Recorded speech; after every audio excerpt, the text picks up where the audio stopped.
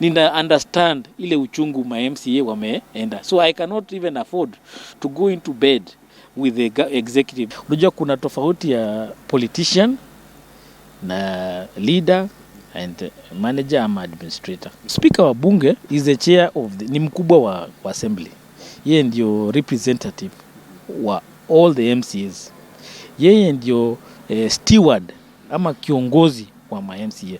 Ile kazi wanafanya, yeye ndiye anatakiwa anaishikilia, anaipeleka mahali inatakiwa.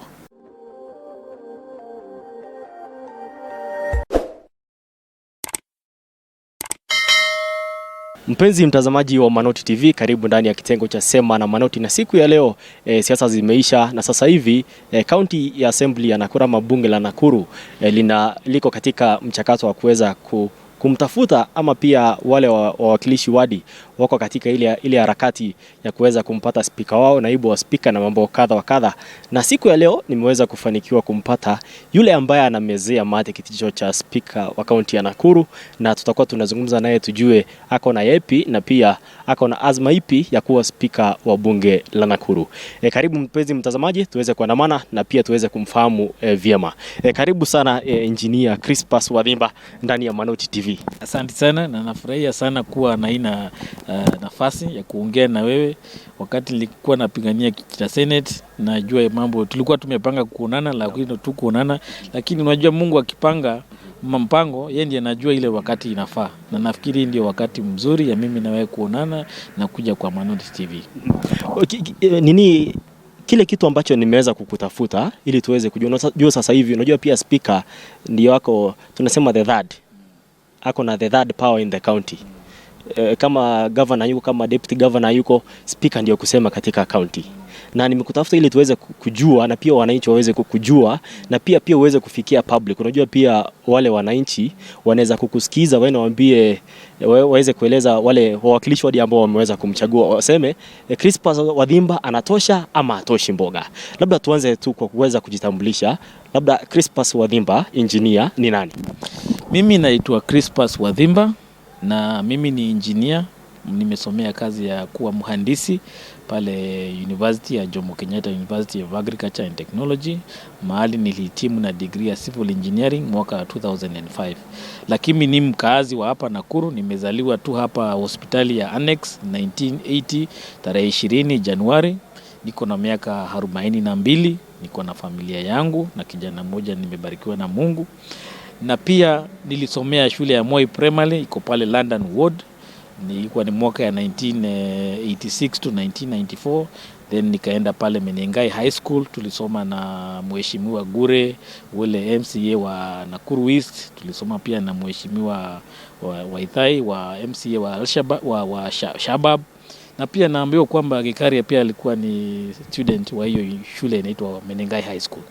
Na mimi nimesoma mambo ya uhandisi na pia niko na masters in business administration, na mambo mengi ambayo nimesoma pia ya kisiasa. Nimeingia kwa siasa kidogo. 2017 niliwania kiti cha ubunge cha Bahati kama Jubilee aspirant, na kwa nomination Kimani akaweza kukua, yeye ndiye ameshinda, na nikawachia hapo yeye afanye kazi.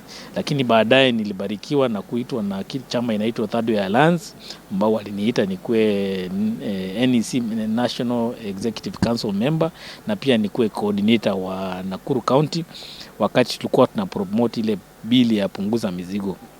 Na kwa mwaliko wa County Assembly tulikuja hapa tukapresent hiyo bill, ingawa haikuweza kupita kwa sababu tulikuwa tunaangalia mambo ya increasing or promoting devolution, kwa sababu pale punguza mizigo ilikuwa inaangalia mzigo Mkenya anabeba ni mkubwa sana, lakini zile revenue ambazo zina kolektiwa na serikali ni mingi sana, lakini zinawachwa pale juu.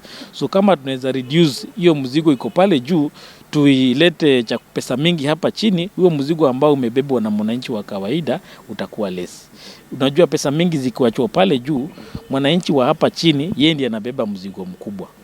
Lakini kama pesa mingi zinatolewa kule juu zikuje chini, mwananchi hajabeba mzigo mkubwa. So ni mzuri tuangalie vile tuta promote mambo ya devolution, that kwamba zile devolution functions zikiletwa pale mashinani zisikuje peke yake, zikuje pia na mfuko ambao unafaa. Especially kama hapa Nakuru County tuko na population kubwa sana, na hii ni county ambayo kila siku watu wanakuja Huwezi simamisha watu kuja kusettle hapa Nakuru. So leo tuko 2.45 million, labda tukifika 2027 will be 3 million.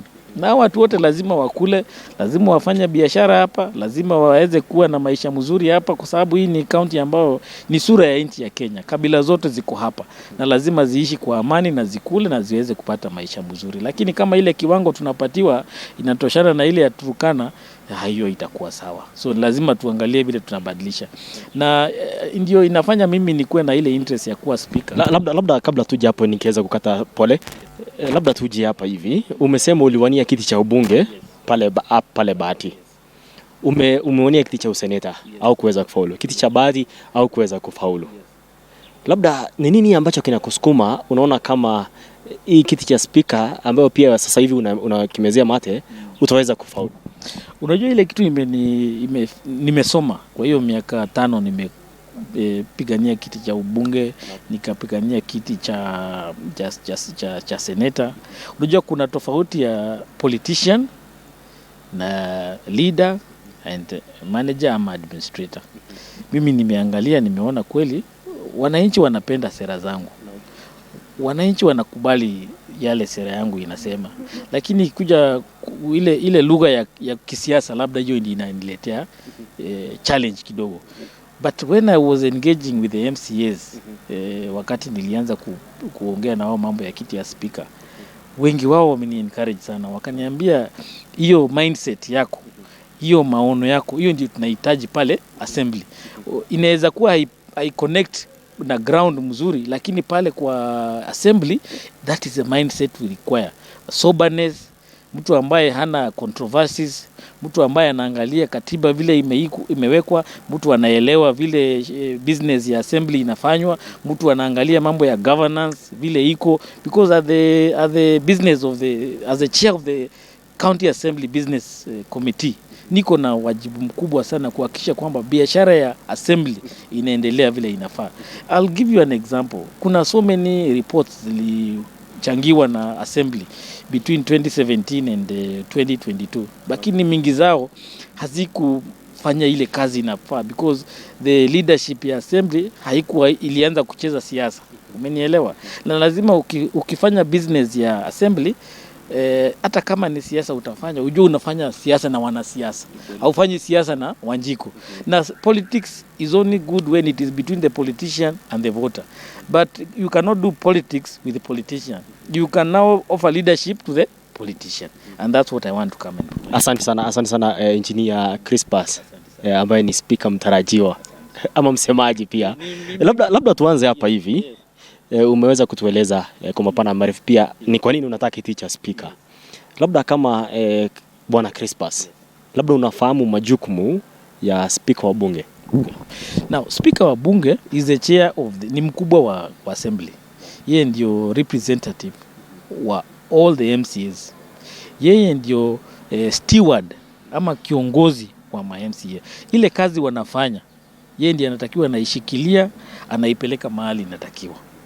Pia yeye ndio wakati wanajadiliana kwa assembly, yeye ndio ambaye anakuwa ni kama katikati ya yale maoni yatakuwa yanajadiliwa pale, kuhakikisha kwamba nothing is lost. Hakuna maoni ya Kabatini ama ya Malewa ama ya biashara ward Naivasha ama biashara ward Nakuru yatapotelea.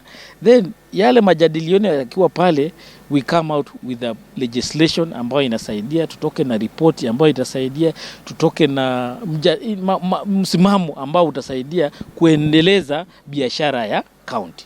Na saa hizo ile biashara tunaangalia ni yale mpango yamepangwa in terms of what we call the county integrated development plan. Kuna ile manifesto executive imekuja nayo. Kuna ile mpango ya serikali kuu ama nchi kama Kenya tunayo. How can we help in terms of realizing those aspirations to the people? Because governor amechaguliwa na wananchi. Na wewe pia MCA umechaguliwa na wananchi. But you are supposed to work together to fulfill the dreams of the same voter. Executive imepromise chakula, for example, kwa watoto kwa kila ECD. Labda niweze kukukata. Speaker hujachaguliwa na yule mwananchi wa kawaida pale chini. Umechaguliwa na MCAs. wewe uko pale kwa niaba ya MCAs. Labda kazi yako kuwakilisha hao MCA itakuwa kazi gani? Wewe uwakilishi wa Njiko pale, unawakilisha MCAs ambao ni wawakilishi wa wananchi.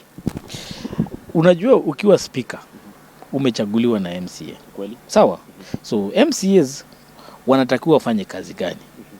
Waunde sheria, wa provide oversight na wakuwe representative. So when it comes to legislation, si lazima wajadiliane. You are the one who is stands as a speaker of the assembly to make sure that the voices of all the MCAs are heard. Then you preside over in determining which position is with the assembly.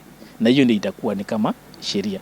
Number 2, mtu anaitwa governor. Kuna mambo ambao anapanga. Okay? And he wants the assembly kupitisha kisheria ili yaweze kufanyika. They come to the speaker presents them to the house, and the house debates them, and either they pass them ama they reject. Na ambao hawakubaliani yanarudishwa kwa governor, anabadilisha kidogo, ama mahali governor anaona sio mzuri pia anarudisha yanajadiliwa. Umenielewa? So that is the work. I am the go between the assembly and the executive. Number 2 ni oversight. So kuna mambo ambao executive inafanya na lazima yaangaliwe na MCA. So MCA anakuja kwa floor, wanasema kuna hii maneno. Mimi naituma kwa committee na inaangalia, alafu inanipatia report tunajadiliana, and then I go back and tell the executive hii mambo haikuenda mzuri, jaribu kuangalia. Kama kuna mambo yanahusia vitengo zingine za sheria tuna involve, but that is a position. Then in terms of representation, remember, and this is where the challenge has been. Mkikuwa na speaker ambao asaidii by MCA in the role of representation, inakuwa ni a tragedy sana. Kazi yenye ambao mwananchi MCA anafanya kule chini, lazima pia uisaidie kuwa recognized, kuwa honored, na mwananchi wa kawaida ajue kwamba hii kazi imefanyika hapa ni ya MCA na MCA wako amecontribute like that, so that at least mwananchi akienda kufanya election another time atajua MCA wangu alifanya 1 2 3, lakini kazi yake kama haijulikani ama iangazwe na ule mtu akona hiyo ofisi ambayo inaweza saidia to promote and to champion and to honor and recognize the work of the MCA is the county assembly speaker.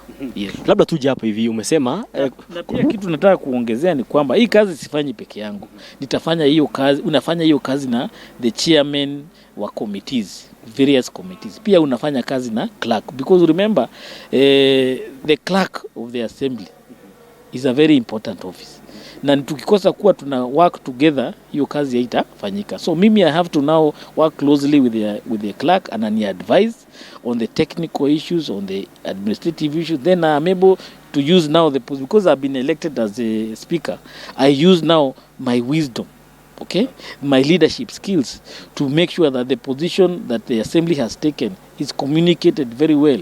I engage with the executive very well. I engage with other leaders, other stakeholders. When we go to what we call the county assembly forum, the position of Nakuru County and the assembly of Nakuru County is heard. It is well articulated. Is well we engage when the issues, for example, of revenue share. Na sisi kama viongozi ambao tumetoka Nakuru County, we have to engage with the Senate. Sawa, na through our senator tuna articulate our issues. For example, hapa Nakuru County we have a lot of resources. For example, geothermal power, which is generating over 500 megawatts or 700 megawatts of power. Kwa vitabu za KenGen, that power gives them like 16 billion shillings. Na kuna sheria pale kwa Senate ambayo inasema if there is some resources that are generated in your county, you should also get some revenue out of it. So we need to start engaging the senator kumwambia why is this law not being implemented. Aende pale apiganie hiyo law ikuwe implemented, governor apate hiyo resources imeletwa, pia na sisi tuende pale kwa county assembly tutengeneze sheria ambayo itahakikisha kwanza hizo pesa zikikuja haziendi kulipa mishahara, ziende kwa kila ward contribute towards the development kit ya ward. Ndio MC naye pia waweze kufanya kazi yake. Labda tuje hapa hivi, umesema vizuri sana. Kuna zile labda agenda executive ingependa labda assembly iweze kupitisha, iweze kumfaidi yule mwananchi wa kawaida. Labda pia sasa hivi wanasema labda unaweza kuwa speaker, wengine tutumie jina labda project. Unaweza kuwa project executive. Unajua sasa hivi bado speaker hajachaguliwa. Na kuna pia mirengo tofauti. Kuna ile mrengo ambayo serikali ambayo iko sasa hivi ya Madam Susan Keka governor ambayo ni UDA, na ambao pia sasa hivi wako na MCS wengi sana 39 ambao wamechaguliwa. Labda kwa hii mambo, for example, mamlaka yako utakuwa labda unadirectiwa na executive, unaambiwa tunataka hii enda assembly mpitishe, tunataka hii, ama ni mtu independent minded. Unajua pia, alafu pia swali lingine pia ningeomba pia uweze kuchangia ni kuhusiana na wale tunasema wawakilishi wadi ambao katika mrengo ya wachache, minority MCS, na pia wale ambao wako upande, utaweza kuwajumuisha aje na pia waweza kufeel part of the assembly. Okay. Ukisema mambo ya project, sijui unasema project ni mtu amekuwa planted kwa hii race. Nikisema mambo ya project, speaker labda ako na preferred candidate wake, anataka akuwe speaker, ndio labda awe kimcontrol ama mambo kama. Mimi unaona, mimi nilikuwa independent candidate kwa kiti cha Senate. Mimi hakuna mtu yote nimeongea naye. Hii desire ya kuwa speaker ilianza wakati nilikuwa tunapromote ile bili ya punguza mizigo. Na hapo ndio nilikuwa na ile muono ya kwamba hii kiti ya speaker na pia kiti ya Senate is very important in terms of promoting governance and leadership within the Nakuru County. Na wakati nilisimama kiti cha Senate, nilisimama kama independent candidate. But also it was an opportunity for me kutembea county mzima, kuinteract na leaders, kuinteract na wananchi, to interact with the issues, so that when I'm running for the position of speaker, nina understand ile uchungu ma MCA wameenda. So I cannot even afford to go into bed with the executive because I know the pain ya kutafuta kura. Let me tell you, MCAs, even those who have lost, they have suffered a lot, and even those who have won, they are not in a very good position. So mimi yangu kwanza, kama mtu ambaye ametafuta kura, I share with their pain. Labda nikukatishe, and I am not going there even for one moment kulala na executive. Mimi niko hapo number one kuangalia kwamba kazi ya MCA imechungwa, heshima ya MCA imelindwa, na pia welfare ya MCA imeangaliwa. Na welfare ni vitu very few. Ni mambo na wakienda training, waende wapewe capacity building, wapatio zile resources za kufanya kazi, ofisi yao pale kwa ward iongezwe. Na unajua ile kitu mzuri kama saa hizi, ma MCA ambao wamechaguliwa, most of them are very young people. Na tumekuwa na hii time ya COVID.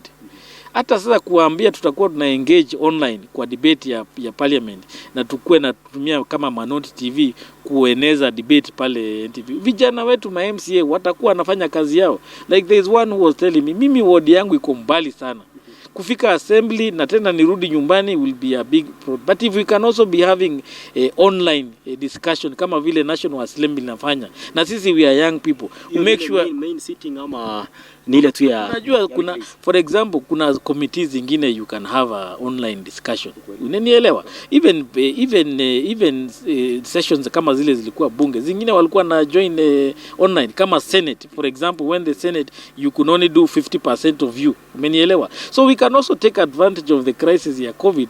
Imetufunza mambo mingi that we can also engage remotely. Na utakuwa umesaidia OMC, because imagine mtu aweke mafuta ya gari, akuje assembly tena arudi, na kama discussion ilikuwa ya 2 hours and we can effectively engage na ofisi ya clerk yakishe kwamba maoni ya huyo MCA imepatikana na imekuwa recorded. So we can be able to save a lot of resources, na hiyo resources itasaidia MCA kufanya kazi yake. So we need to really look at the assembly and how we can empower the assembly and make the work of the assembly very easy. And also importantly, to make sure the work of the MCA is recognized. Mimi sitaki kuwa na ongoza assembly ambayo tukifaka election ya 2027 ni 10 tu ndio wanarudi. I want to make sure at least 40-50 of them are able to come back. Labda nikukate kabla ujibu pia ile swali ambalo niliweza kukuuliza. Umesema unajua uchungu ama zile changamoto ambazo MCS wanapitia. Na pia mmoja umetuambia labda ni hiyo distance, labda pia nyingine labda masuala ya kidijitali na masuala kadha wa kadha. Labda ni nini kingine ambao pia sasa hivi tunaona SRC pia imepunguza mshahara wa MCS. Labda changamoto kama zipi, na ukikuwa speaker utatatua vipi? For example, SRC imekata benefits zao. Na we are all in this economy. Inflation imepanda. Sawa. So for example, MCA lazima tuangalie vile ambao instead of them spending hiyo pesa mingi wanatumia kufanya kazi yao na ni pesa kidogo tunawapatia, we reduce that burden. So we need to come with innovative ways within the business of the assembly through the leadership business committee to find how we can lessen the cost of transacting business in the assembly so that the MCA does not have to incur a lot of resources. Number 2, remember, a lot of the challenges MCA wanna go through is that asubuhi akiamuka, and I want to remind people of my MCA, alikuwa anaitwa Kajoyce. Kajoyce alikuwa anaamka asubuhi, kwa mlango yake anapata wananchi kama 100 hapo wanamngoja, na wote hawezi toka hapo bila hata kama ni 50 bob ama 100 ati waende wakanunue sukari ama nini. But why is that situation? Because the dream of devolution haijafika. So if the governor and the executive and also the national government can make sure that the services ambazo ndakiwa zifikie mwananchi wa kawaida zimefika, ita lessen hiyo burden ya MCA kukua anaamka asubuhi anapata watu kwake wanamuomba 200. Na hiyo 200 ni ya kununua Panado. Na hiyo Panado imekosekana because haiko kwa dispensary ambayo imejengwa hapo na pesa za county. So we want to make sure that kama ni dispensary zimejengwa ziko na wafanyikazi na ziko na dawa. You know, the dream of health is not about the building, is the service. Health is a service, and meaning there has to be a human being providing the service, and there has to be medicine, and there has to be equipment, a functioning equipment there. Ndio huyo MCA akipata mtu anasema ni mgonjwa anampeleka hiyo dispensary. For me, remember when I was looking for votes, kuna watu tulitoa kule Kiptorol ward, hospitali hakuna, the services ambazo wanahitaji haziko huko, to bring them to Molo na tena tuwarudishe. Na hiyo kazi kama hizo services zingekuwa pale Kiptorol, unajua Kiptorol ni karibu na Bomet na Kericho. Kama zingekuwa watu wa huko hawangekuwa na sumbua ma MCA wa huko. So that is one way I can be able to help them. And number 3, training. MCA unajua wengi wanapigwa sana because they are not empowered in terms of the knowledge and the experience of being in the house. Most of the MCAs wameingia saizi. I have to make sure I equip them with a lot of skills and knowledge of doing the business of the assembly so that they can be able to enrich the way they do their work. Na pia we also need to deal with issues of helping and mentoring our leaders. Leaders pia ni kama mimi na wewe. Akiingia pale anaambiwa hii mshahara yako unaipanga hivi, hii mambo yako ya maisha unapanga hivi. Unanielewa? There are also people like me. Anaweza kupata labda hata hakuwa na kitu chochote na sasa suddenly yako na 1,100 anafikiria amefika. Lazima nimwambie boss hata hujakaribia. Labda tuache na mambo mshahara. Nimeona uko na kibaro kikubwa sana ukiweza kufollow kwa mbele yako. Tuje hapa hivi kwa wale MC ambao ni wengi na pia wachache. Labda utawa manage aje kwa sababu upande mwingine wa wachache wanaona kama wamefinyiliwa. Unajua tukiingia pale and I am very sure I will be voted by across the divide because there are 55 MCAs. UDA iko na 39. So if I'm going to be elected the speaker, I can assure you nitachaguliwa na UDA, nitachaguliwa na Jubilee, nitachaguliwa na Independent, nitachaguliwa na across the divide. So I am not there to divide the leaders. What I need to find is a middle ground when issues of different opinion or divergent opinions naoka. There are times where mlengo moja utachukua na mwingine utakuwa umeshinda. And number 3 ujue kwamba as a speaker kazi yangu ni kuwa hapo katikati ya hao watu na sio kuwatenganisha zaidi, ni kuwaleta karibu so that as we progress we have what we call cross-cutting issues ambazo zinasaidiana. And where do we have differences? For example, if you say you ulichaguliwa kama independent na ward jirani ilikuwa UDA, tukizungumza unanyamaza. Yes. So na ward nyingine ni Jubilee, but hii barabara ya nyamba tunatengeneza inapitia hizo ward zote 3. Why should we disagree? At the end of the day, ukiambia Wanjiku aende hospitali ya ward yako hautamkataza. It is still the county of Nakuru and is entitled to our services anywhere within there. So we don't need to disagree on certain issue. Disagreement inakuja wakati tutakuwa influenced na other forces. Na hizo forces lazima sisi kama MCAs tukatae. Sawa, na tukijua wale ambao wamewekwa kwa box tunawaambia we speak them out. Umenielewa? We need to be courageous enough to speak the truth. We need to have the courage to tell those who among us want to betray. Because ukibetray wenzako, umebetray house mzima. Kweli kabisa. Wanasema ukichaguliwa wewe ni speaker, wewe ndio baba yao. Wewe ndio baba ya wale. Mimi ni I'm their employee. They are the ones employing me. Because hata wakichoka na mimi si watanifukuza. Si hata Kairo alikuwa karibu kutolewa. Tutakuja hapo hivyo. Labda umesema pia kuna hii mambo ya masuala ya external forces ambapo labda itakuja kutoka kwa executive na pia MCS. Labda kama speaker ukifaulu, executive ikupea pressure, ikwambie huu mswada lazima upite. Upende usipende. Kukuwa na hiyo tu msukumo, utafanya nini? Na ni mjadala mbaya ambao MCA wanakataa nao na wananchi wanakataa. Ni executive imesema imekuletea mswada ama imekuletea agenda fulani, imekwambia wewe kama speaker tupeleke pale assembly and you make sure wale MCAs wamekubaliana na hii mambo. Labda kama kuna labda ni agiza ama ni ya mwangaza. Unajua ile kitu unasahau kwamba ule mtu ambaye ni governor saizi unafanya nini? Acha nikueleze, ule mtu ambaye ni governor saizi alikuwa speaker. Kweli? Sawa. So she's not coming from the lack of knowledge. Anajua kila kitu. Anaelewa vile biashara ya assembly inafanywa. Na pia amekuwa senator. Anajua vile relationship ya Senate, County Assembly na governor iko. Na sasa yeye ni governor. First of all, I want to just tell you, I am assuming that with her experience, hata kuwa na hiyo mambo ya kukuwa na underhand kwa assembly. Na if there is any attempt, maybe through proxies, I just want to assure you that I will stand for the independence of the assembly. Even if it means I am going to be impeached by the people he has paid or she has paid, let it be. But the integrity and the independence of the assembly has to be restored. From my mentor ambaye alikuwa ni Nakuru Court, akinifunza mambo ya devolution, alituambia the maturity of the devolved units, vile zitakuwa zimekomaa mzuri, will be 10 years, 20 years, 30 years from 2013. So we are just halfway to when we will realize that the independence of all this institution is realized. Tumeona kwa hii serikali imepita hizo influence ikikuwa hata beyond the assembly. Unaona department kama DCI, KRA zinatumika na mkono ambao hauonekane. Lazima we start learning to resist it, and the only way we learn is by also trusting ourselves with courageous leaders and courage itself. We need to be courageous to say no. Unajua wakini impeach mimi nitarudi kwa ile kazi nilikuwa nafanya. I'm not atizio maisha yangu itaenda imeisha. No. But nikikubali kukua influence, that will be the end of my political career. When pesa zinatengenezwa na zinaisha. If money was the motivation, kuna watu ambao kama pesa ndio ilikuwa inawatosha, hawangeendea kuwa president ama kuwa governors ama kuwa MP, because they have used even more than they can never be paid. But what they had was a deeper passion, bigger than money.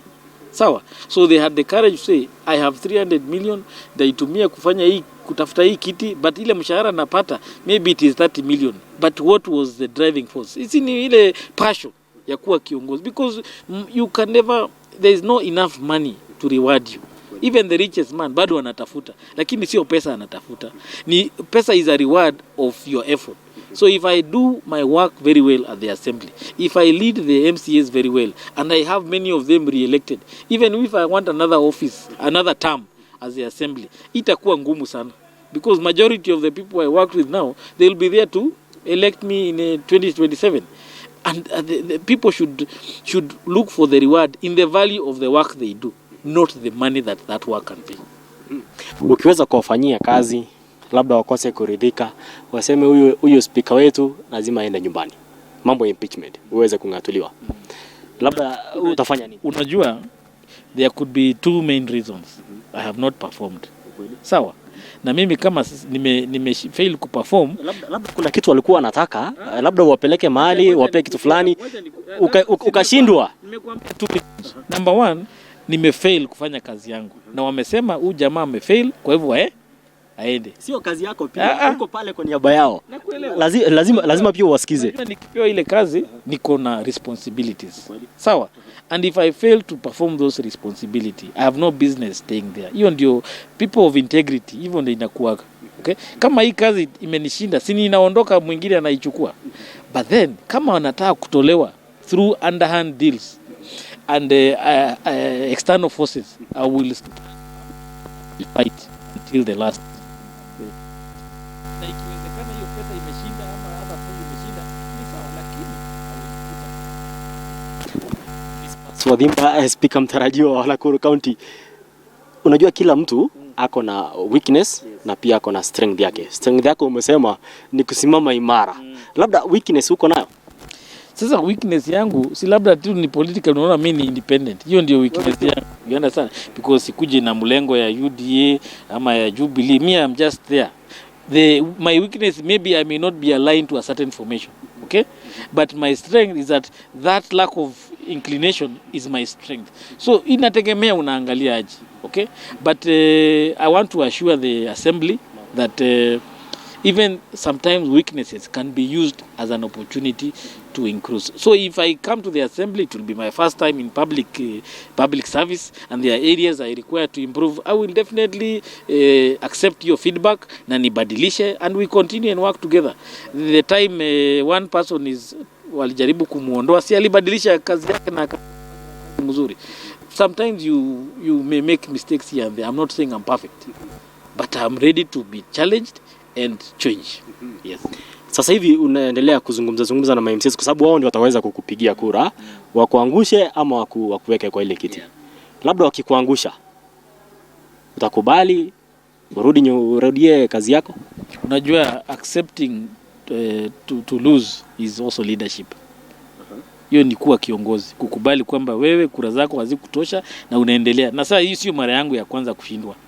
2017 nilishindwa, juzi kwa kiti ya Senate tumeshindwa, na hata wale ambao walikuwa hata na kura mingi kunishindwa, tuko pamoja, tuko marafiki, tunafanya kazi. Hiyo ndio uongozi. Na mimi nataka kuambia watu wa Nakuru ambao wameshindwa, tafadhali you reach out to your MCA ambaye amechaguliwa, reach out to your MP, even reach out to the governor. You work together. At the end of the day kuna kitu ulikuwa nayo mzuri, wale ambao walikupigia kura ingewasaidia, na labda ikiingia kwa huo uongozi wa huo mtu itasaidia. Lazima tukubali kwamba hii kiti ni mtu mmoja anaweza shinda. So tuko wengi, but ile wakati hii kiti itaamuliwa itakuwa ni mmoja, na najua itakuwa ni mimi.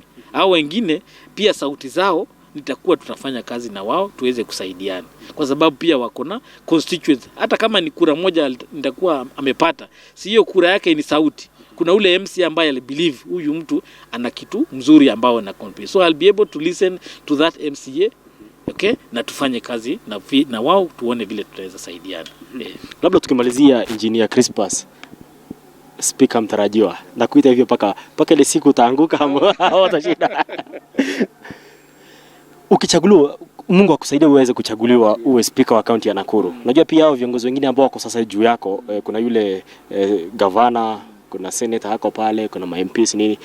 Wengine labda wanaweza kuwa na wasiwasi waone huyu tukimpea kiti ya speaker next time ama 2027 utakujia kiti yangu. Sasa lazima wakupress. Labda uko na hizo ambition, Mungu akaweza kukujalia uweze kuwa speaker. Uko na azimio labda kukuwa senator, ile kiti ambayo sasa hivi ulikuwa umetamani na Mungu akaweza kukujalia. Sawa. Wakati kiti cha MP tulishindwa kupata cha bahati, na tukakaa na wale Unajua na bahati. Sikuwa na bahati. Labda hiyo labda tutakuwa na. Sasa nikasema huyo kiongozi nimpe nafasi afanye kazi. Na akafanya kazi yake. Wakati ameshindwa sio mimi nimefanya ashindwe. Si ndio? So mwingine hata akishindwa 2027 kitu asinilaumu mimi. Kimtu alaumu kazi yake. My ratings with my constituency, which is the MCA, iko very high. Sawa, nikitaka kiti kingine wao ndio watanitafutia. My MCAs wananchi ama na kuambia my constituency ni MCA. Wale watanichagua sasa kwa sababu najua nitachaguliwa. Au my MCA ndio wataniambia Crispus, hii term nyingine wewe rudi kuwa speaker, wewe hii term nyingine fanya kazi fulani, kwa sababu watakuwa wameona uongozi wangu. Mimi saa hizi mambo ya kiti ya 2027 mimi sijui. Mimi naangalia ile kazi naenda kufanya kutoka next week after the next month when speaker wa Nakuru County atakuwa ameamuliwa. Atakuwa Crispus. Itakuwa ni Crispus. Yes, hiyo unajua hata nikifika hapa kwa manoti is an achievement because nimekutafuta kwa sababu mimi sikuwa mtu wa system, ulikuwa unanilenga, sasa umenikubali because you have yo withdraw. Manoti umeona kitu mzuri na mimi. Si ndio? Tulikuwa wengi sana. Tulikuwa wengi na unajua wewe kunipea audience Uwezi leta nyangarika watu fake hapa. Unaletaka watu ambao unajua hawa viongozi, sio mambo na engineer na nini. Hata kuna maengineer na maprofesa ambao wafanyi kazi mzuri. Hii mambo ya viongozi is not about intellectualism peke yake. Ni wisdom na leadership. Na leadership saa zingine lazima ujue labda yako sio ya kisiasa, ingine ni ya kuwa manager, ni ya kuwa administrator, ni ya so me I'm very happy that you have hosted me and I'm sure you will not waste your resources kuweka kwa TV yako mtu ambaye hana value. You believe in my value and I believe that the MCS pia wameona value. I have spoken to many of them, they have seen the value, lakini wameniambia wewe endelea kujikaza. Ananiambia kura yangu moja haiwezi kukusaidia, wewe tafuta kula zile zingine. Please, mambo ya 2027 tuache please. Na unajua hii ndio ileta shida ya Kenya. Wakati tulichagua 2017, mwaka hii nyingine tukaanza siasa. Sasa hizi sisi wote tunalia. Uchumi imekuwa a problem. Corruption was very big. Baada ya kufanya kazi ile kazi tutafanya sasa hizi ndio itaamua kama 2027 tutakuwa na nchi ya Kenya. Ukichaguliwa hivi the next day tunaanza siasa. Tubadilishe hiyo. Tubadilishe. Mimi naomba watu wa media, kwa sababu nyinyi ndio mnapatia watu platform ya kupiga siasa. You reduce hiyo space. Unaona kama saa hizi there is something I liked about the media this time around. Wakati mlipelekwa training ya how to cover the elections, mliambiwa mambo ya violence, mkuwe very careful in how you project, because you may put an image about violence, the next media house yeke ikuwe nchi yote imechomeka. So mkianza next week kuanza siasa, alafu media ingine ichukue siasa, ingine ikuwe siasa, itakuwa ni siasa mpaka 2027. But wewe hata wewe unaumia. Mimi ile mafuta nanunua ya gari na wewe unanunua ya gari, si ni the same? Uchumi si imekuwa na shida. Hata MCA ambaye anaenda kusaidia atakuwa na makati mungu sana. Because ambia kama MCA ambaye anatoka huko extreme end of Kiptororo ama ile Gilgil na anachoma mafuta yake na alibu hata mileage, huyo mtu ukimfinyilia zaidi na maisha ikuwe more painful, si atakuwa ameumia sana. Wacha tuache siasa mingi, tuangalie mambo ya kazi. Wale viongozi tumepatia kazi, muende mnaangalia. Governor ulisema mambo ya chakula ya ECD. Ni nini imezuia wewe kutekeleza? Anasema assembly haijapitisha sheria. Anaangalia Crispus, wewe si ndio speaker, mbona hamujaeneza hiyo bill? Mimi naenda naambia NCA wangu, mbona mnakataa watoto wakule? Unajua watoto na mama zao ndio wanakupigia kura 2027. Tuache mambo ya chakula tuje hapa hivi. Sasa hivi unaendelea sema unanyemelea ma MCS. Unajua pia wanasema mkono mtupu urambwi. Ukinitafuta tukae chini, lazima tunywe chai na mambo kadha wa kadha. Na huku nje wananchi wanasema lazima MCS wapewe kitu. Unajua huwezi enda kuomba tu kura mkono mtupu. Auitishi kitu kadogo.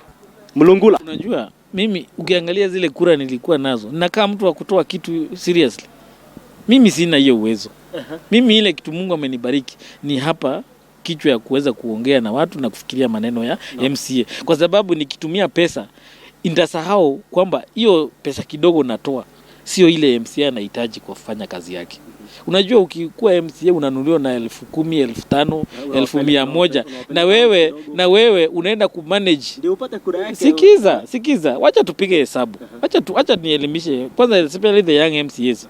Ukinunuliwa na 1,100 today, si ndio? Na wewe mshahara yako ya kwanza ni 1,100.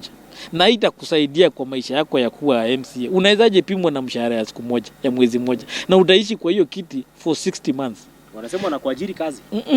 Huyo mtu amekulipa mshahara ya 1 month, amekuown for 60 months. And after that 60 months hautarudi kwa hiyo kiti. Because utakuwa unajua Wanjiko ukirudi 2027, wewe MCA umekalia kiti. Ile kiboko utachapwa nayo ni ile ilichapa ule mtu alishindwa. Sawa? So ujue lazima ujipange na kazi. Kwa hivyo usikubali kununuliwa na mshahara ya siku moja. Kwa hivyo wakati huu hakuna kununua kazi. Kwanza MCA ndio wametuambia usikuje na pesa. Uuze sera zako, mwingine auze sera, kura ni siri. Kura ni siri. Na hiyo ndio hiyo kitu wanasema, kura ni siri. Hata wanasema ni project. Wameambiwa boss, kura ni siri. Whether mimi nitakuchagua kama mimi ni wa chama yako utajua. Kama mimi ni nominated na naambiwa nikupigie kura hautajua. Naona mimi nitasema nilikupigia kura kwa sababu kura ni siri. tuachie hapo. Kama uweze kutazama kamera, uweze kuzungumza na wale MCAs ambao sasa hivi unaomba kura, na pia labda wananchi wa Nakuru County, labda kwa dakika moja pekee. Kwanza mimi nataka kucongratulate wale wote walichaguliwa kama MCAs, na pia ningetaka congratulate kwa sababu sitakuwa na nafasi pia ya kuja hapa mbele, wale ambao watakuwa nominated. Na hao wote nataka kuwapea congratulations zangu na kuwaomba hii kazi mmepatiwa na wananchi, muiangalie na muifanye, kwa sababu 2027 wengi wenu najua mtaenda kutafuta hiyo kiti ama mtataka kutafuta kiti kubwa, na ile kazi mnafanya saa hii ndio itakuwa kipimo ya kwenda kama utachaguliwa ama hautachaguliwa. So tafadhali fanya kazi yako, wajibika na ile kazi unatakiwa ufanye, na sisi kama viongozi tusilete mambo ya vita, tusilete mambo ya kuinfluence wale wengine, tufanye kazi kama viongozi. We will have differences, hiyo ni ukweli. Huwezi weka watu vichwa mingi hizo wote na wakose kuwa na differences. Tuheshimiane kwa hizo differences na tuweze kufanya kazi pamoja.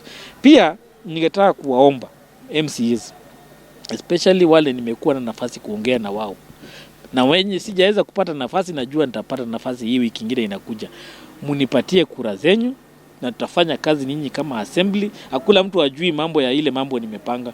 Nimewaeleza mambo ya biashara ya assembly, nimewaeleza mambo ya governance, nimewaeleza mambo ya kuangalia welfare ya MCA, na nimeangazia mambo ya how we will work in a very cordial relationship between the executive na assembly. Na si maanishi ati ni cordial ile inasema executive ikitoa mjadala lazima ipitishwe. Hapana, ni cordial ya kusema wakati tunakataa pia executive inakubali. Wakati pia executive nakataa pia MCA wako karibu, wako tayari kusikiza, lakini kila mtu aheshimu kazi ya ule mwingine. So mimi nitakuwa na ile agenda ya kwamba lazima integrity na heshima ya assembly ikue, na kiongozi yote amechaguliwa kama MCA kazi yake ijulikane na ipewe heshima, na ikifika 2027 mimi ningetaka kuhakikisha kwamba nitachangia wengi wenyu uweze kurudi, kwa sababu nitakuwa nimefanya kazi yangu. Kama hamtaweza kurudi, ndio maanisha kazi yangu kama speaker sijafanya. So ninawaomba munipatie kura zenyu, na naamini ya kwamba tutafanya kazi pamoja. Na pia ningetaka kuomba serikali kuu, mambo ya devolution, tuongeze mambo ya pesa kule devolution, ili wananchi wa kawaida waweze kufaidika, na pia kazi ya MCA na ya governor iweze kuwa inafanyika. Senator pia ambaye amechaguliwa, mimi nakuomba uwe tayari tufanye kazi na assembly. Unajua wewe ni oversight na assembly ni oversight. Usiende tu kaa pale Nairobi usahau mambo ya oversight. Oversight macho yako wewe kama senator kwa ground ni MCA. So lazima unakuja, tunakuwa na kikao na wewe, tunajadiliana, tunaangalia mambo ya vile tunaweza improve serikali ya county kufanya kazi yake. Na pia nataka kuambia viongozi wote wa Nakuru County, hii raundi hii tuache siasa. Sawa?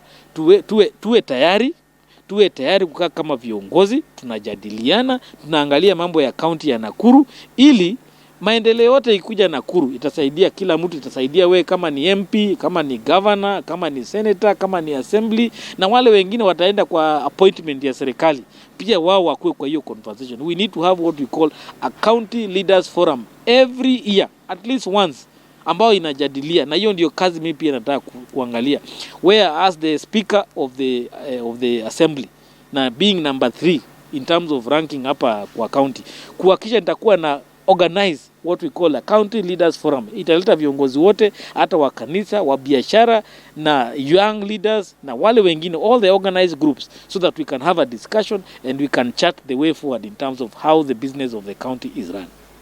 Asante sana Bwana Crispus Engineer Wathimba kwa kuweza kutenga muda wako na pia kwa kuweza kuzungumza nasi. Pia tutakuwa tunakukaribisha wakati mwingine. Sasa ukiwa speaker, Mungu akiweza kukujalia uweze pia kuzungumza na pia uweze kurudisha shukrani na pia uweze kuzungumza na wananchi wa Nakuru. Asante sana. Asante. Na mimi pia nasema ni asante kunipatia hii nafasi, na ningetaka encourage especially nyinyi ambao una produce content ya leadership na politics hapa Nakuru County. Pia msimu wa siasa umeisha, hapana. Mtumie hii tools mmepata.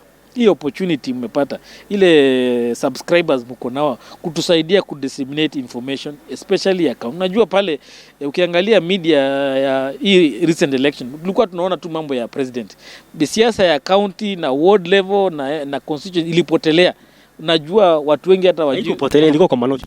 ilikuwa kwa Manoti, lakini lazima tuwe tuna empower nyinyi. Unajua you are a young person. Hiyo Hustler Fund usaidiwe, upate enough equipment, you reach out, even you have your own reporters on the ground na wanakutumia content na unaweza unai-edit, unaiangalia mzuri, unaieneza. Mimi pale kwa assembly na make sure you have a link. Growth is important. Sasa hizi tuko 6%. We need to make sure by 2027 GDP ya Nakuru ni 10% ya nchi ya Kenya. Asante, tukiendelea sana hatutaweza kumaliza.